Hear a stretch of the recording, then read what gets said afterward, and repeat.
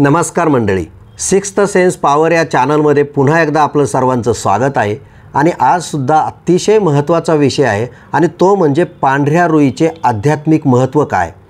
धार्मिक आणि आध्यात्मिक दृष्टीने अतिशय महत्त्वाची म्हणून पांढऱ्या रुईला विशेष असं महत्त्व आहे.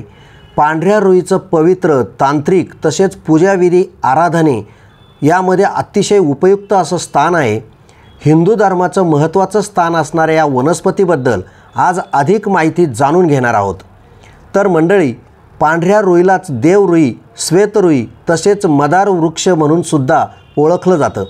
पांढऱ्या रुईला संस्कृतमध्ये अर्क म्हणतात, तर तिचे शास्त्रीय नाव कॅलोट्रोपिस जागेंटिया असं आहे. रुई ही प्रामुख्याने दोन प्रकारची असते आणि ती म्हणजे पांढरी रुई आणि जांभळी रुई. म्हणजे पांढऱ्या रुईला पांढरी फुलं येतात आणि जांभळ्या रुईला जांभळी फुलं येतात. यामध्ये पांढऱ्या रुईला आध्यात्मिकदृष्ट्या अतिशय महत्त्व असून शुभ, सात्विक आणि पवित्र अशी मानली जाते. पांढरी रुई ही भगवान शंकराशी संबंधित असून रुईची फुलं आणि पानं शिवलिंगावर अर्पण केली जातात.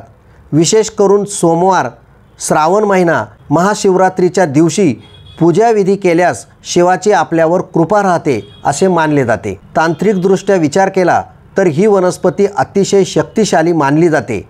अनेक तंत्रविद्या, तांत्रिक साधना आणि उपाय करण्यासाठी पांढऱ्या रुईचा वापर होतो.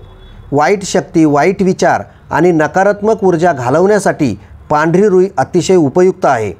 रुईच्या मुळाचा वापर करून नवग्रह पूजा, रुद्राभिषेक केला जातो. नवग्रह दोष निवारणासाठी पांढऱ्या रुईचा उपयोग होत असल्याने घराजवळ पांढरी रुई लावली तर ग्रह दोष कमी होतो असे म्हटले जाते.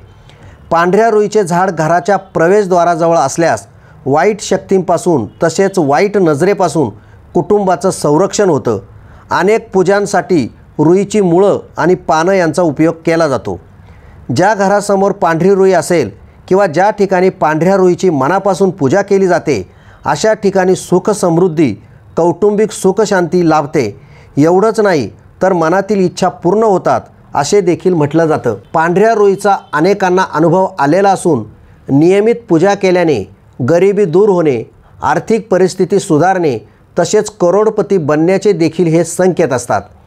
पांढऱ्या रुईचा उपयोग कसा करावा तर मंडळी, सोमवारच्या दिवशी रुईचं फूल भगवान शंकराला अर्पण करावे. रुईच्या पानांचे तोरण बनवून घराच्या दरवाजांना बांधावे. रुईची मुळं शुभ मुहूर्तावर पूजेसाठी वापरावी. गुरुपुष्य नक्षत्रावर रुईच्या मुळांची पूजा केल्यास भाग्य बदलते किंवा मनातील इच्छा पूर्ण होते असे म्हटले जाते. रुईचे झाड घराजवळ असावे. दारासमोर लावावे का, घरात लावावे का किंवा घराजवळ लावावे की नाही असे अनेक प्रश्न विचारले जातात. तर मंडळी, पांढरी रुई ही अतिशय प्रभावशाली आणि विघ्न दूर करणारी असल्यामुळं तिला देवरुई म्हणून देखील संबोधले जाते. नकारात्मक ऊर्जा घालवणे तसेच वाईट नजरेपासून संरक्षण होण्यासाठी पांढरी रुई घराच्या परिसरात लावणे हे महत्त्वाचे असते. ज्यांच्या घरासमोर भरपूर जागा आहे त्यांनी पांढरी रुई घराच्या पूर्व किंवा उत्तर दिशेला लावणे हे चांगले असते. ज्याचे मोठे फार्म हाऊस आहे किंवा बंगल्यात आतमध्ये मोकळी जागा असते त्यांनी घरामध्ये लावावी.